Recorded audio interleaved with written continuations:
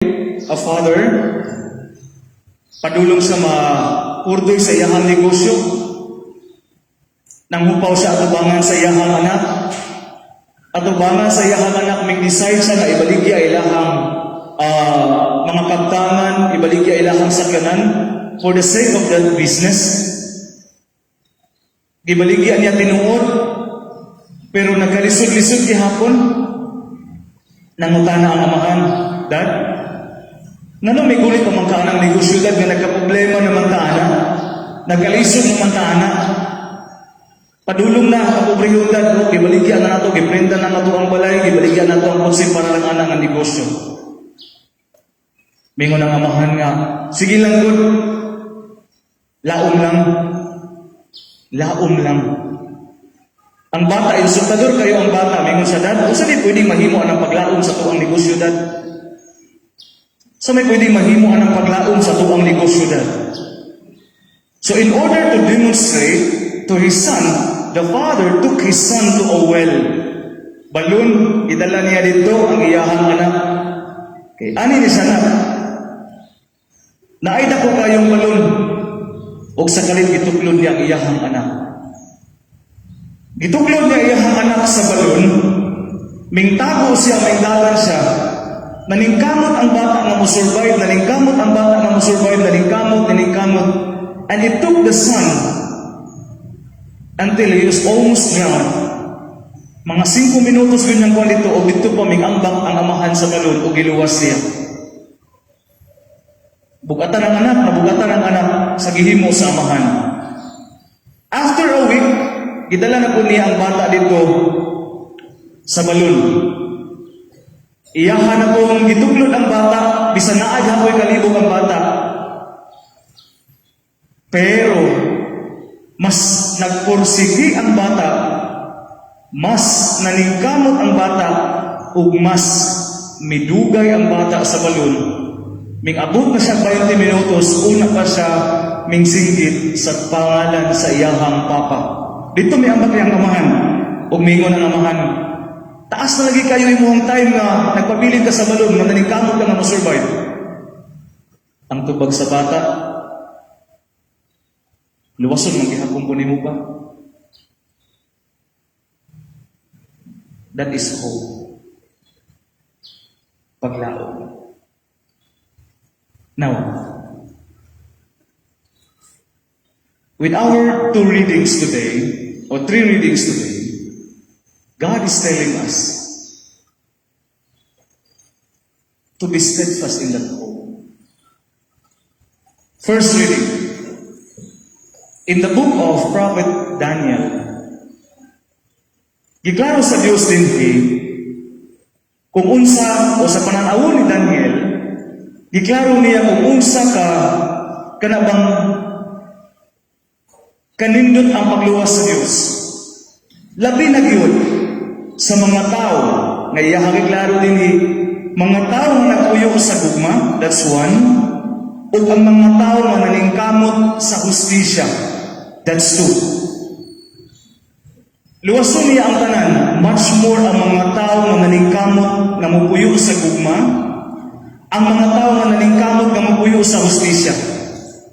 And even sending his own best army, Saint Michael, to defend them at the end of the judgment day. Kanindot nga saad, sa ato pa di ay, dili unta tamuhunong, bisan pa kung naa ang kabukat. Tribulations are always there. Suffering is always there. It is inevitable. Ang kalisod, ang kabukat, naa na siya. But God promises those who continue to live in love and continue to live in justice, sige lang, gunit lang, I will be sending my message of hope to you. Kanindot nga pamaagi sa pagpasabot sa gasa sa paglaom, na naay Ginoo na wala nagpiyong, wala nagpabutabungol sa kalisdangan sa tao. But remember, the condition is stay in love. Keep on doing things out of love and generosity, out of that justice, and we will be secured of that protective power of God. Secondly, sa second reading, ang author sa letter to the Hebrews, iyahang gi-differentiate unsa ang nakalahi sa priesthood ni Jesus sa priesthood sa Jewish tradition in the olden times. Now, the priesthood of the Jews in the olden times, ang ilahang ginahalad mga mananap, ang ilahang ginasunog sa templo, ilahang ginabutang na dugo, mananap sa karnero, sa lampate, baka, mga hayop. Pero ang gihalad ni Jesus sa krus, iyahang kaugalingon mismo. And why did Jesus Christ offer such kanabang highest level of giving or charity, even His own life, is because of that hope. It's because of that love of the Father. Nakabalo siya na naa ang amahan sa iyahang giliran. And after that giving on the cross here on earth, He goes up to the Father and takes His seat at the side of His Father. Mauni ang giklaro sa sulat sa letter to the Hebrews na kini maong paglaom nga gihimo ni Jesus nga nakapabulahan sa tanan, kining sakripisyo nga iyahang gihimo sa krus na ang nahimong bunga kita sa atong pagtuo. And He wants His hope be also our hope. Example, kana bitang ang imuhang panglantaw sa kinabuhi, makagayad po ka o mga tao, nga makagayad po siya o makakita po siya sa maayong panlantaw sa kinabuhi. Take for example, there is one philosopher by the name Aristotle. In his book, The Virtue Ethics, he said, ang tao daw, sa panahon niya karon sa karon, kanang atong panahon yun ron, kung unsa daw ang imuhang mga panglantaw sa kinabuhi, kung unsa daw imuhang mga desisyon sa kinabuhi, tungod na sa mga panglantaw nga imuhang namatan sa imuhang kaagi. For example, kung ang bata, ang panglantaw niya sa kinabuhi, way ayo pirmi, tungod kay ang namatan niya sa iyang maginikana, sige nag-away. Magsige ra ingon nga, wa na ko example. I know of a friend nga, di na po siya mangandoy. Naa siya kapasidad intellectually, pero ang iyahan ko na, tama na ni Patsoy, tama na ni Patsoy, tama na ni Patsoy. Kaya ang ilahan din ginaingon sa ilahang amahan kani adto, makahuman na ka grade 6, ay nag-eskwela tabang na sa imong uma. It's about sharing that hope. No, kung moingon ta nga sa mga ginikanan nga naa, unsa nga mga hope ang inyong ginashare sa inyong mga anak? Is it really a high hope nga para gyud sa maayong ugma? Or is it really provisionary lang kanilang lauman nimo habog gyud kay nay kwarta, habog gyud kay nay kuan? O ginatudluan ba gyud ang bata o laom gyud kay naay Ginoo og nay maayong kinabuhi? Man ang bata dili na nimo malimod nga kung kami sa seminaryo, di nimo pwede ko ano ang bata. Kay nahimo ra pud siyang biktima sa lahi o di mao na mga paglaom o paglantaw sa iyahang gidikanan nga namatan. See, the beauty of the second reading is Jesus Christ wants us to share that hope.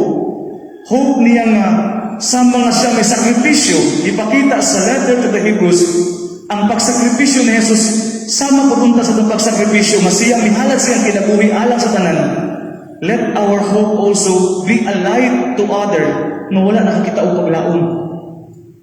Mamahimo po talaga na sa mga ginikanan how to change our country, how to change the church today is share that the good hope accompanied with faith.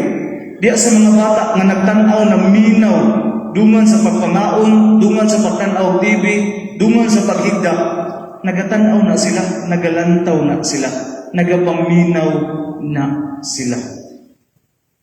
In the second reading, God is teaching us that yes, in the first we are taught to never lose hope. In the second reading, it reminds us to share also that hope. Bisan di ko na 100% imuhang hope, wata kabalo.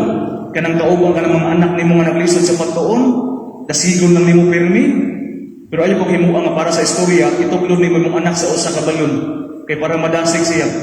There are many creative ways how to share your hope to your kids, to your co-workers in the job, sa opisina, sa lugar. Pero tindaganan pa maagi nga pwede nimong ipaambit ng mga paglaom. Makaingon ka nga, mo ko ang ayan, makatambag, makuato. That is sharing your hope.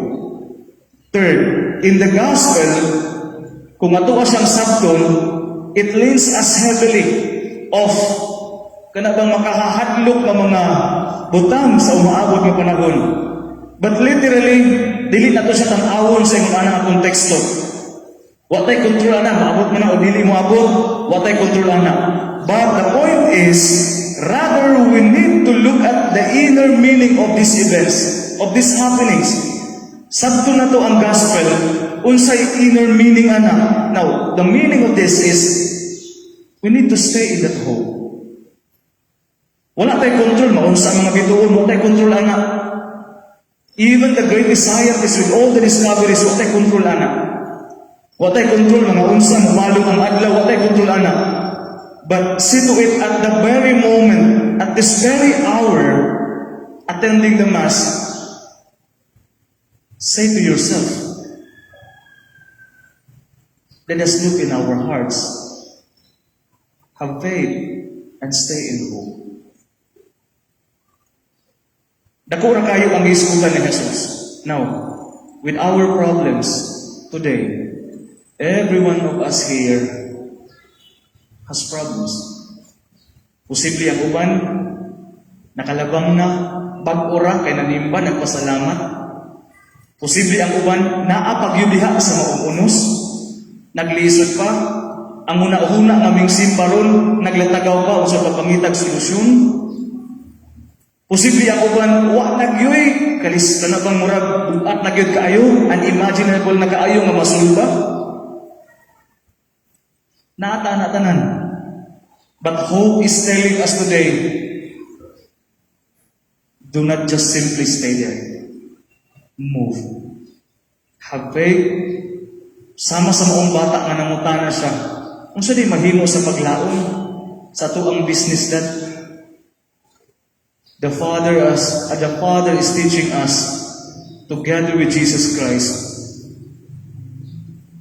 to stay in the well of life.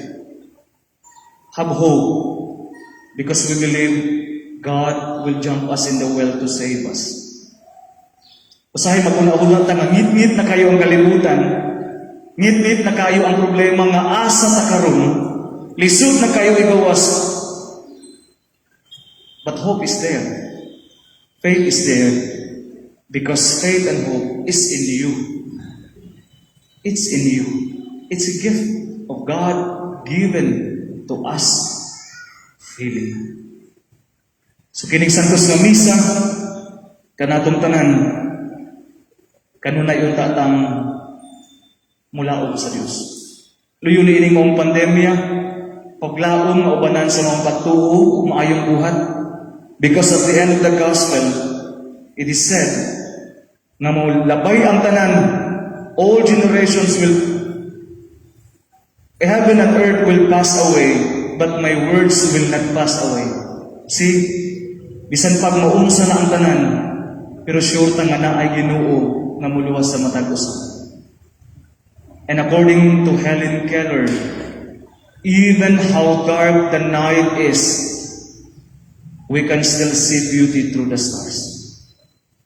Anong muhangat magihapon taglangit bisag ngit-ngit na kayo, kay makita gihapon ka beauty pinaagi sa mga bituon sa kagabihion. Have hope through our faith. Manalangin kanato ng Ginoo.